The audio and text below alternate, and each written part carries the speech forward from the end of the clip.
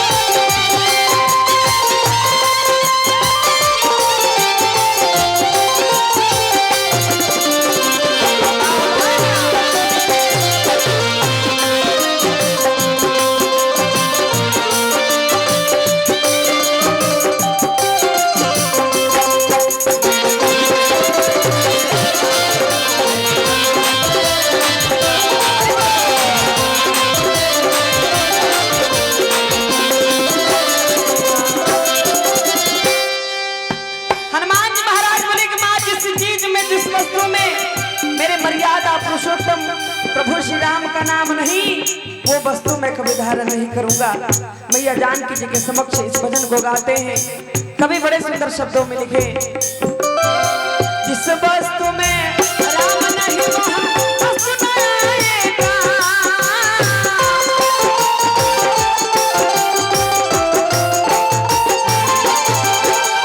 जिस वस्तु में राम नहीं वहाँ वस्तु न आएगा। जिस वस्तु में राम नहीं वहाँ वस्तु न आएगा। बसे हैं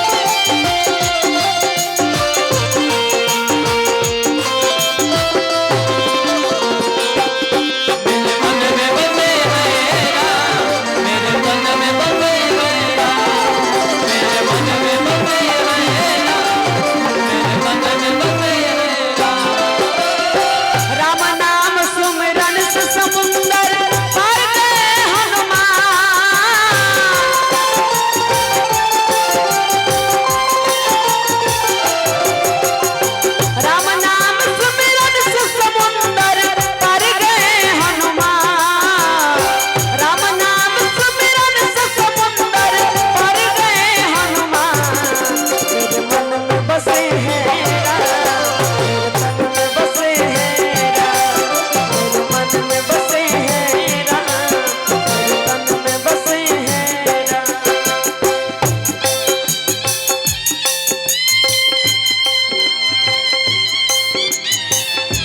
वाह वाह वाह फिरोज भैया।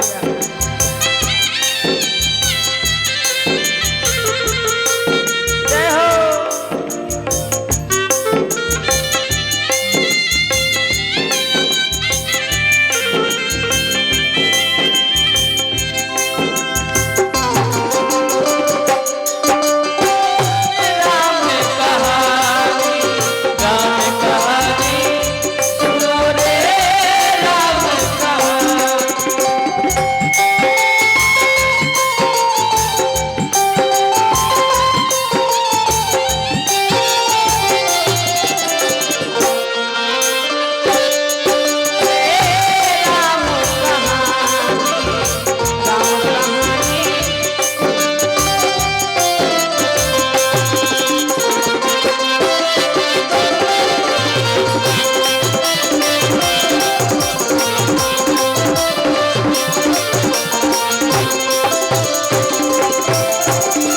सत्यवान लगा लक्ष्मण को व्याकुल है श्री राम,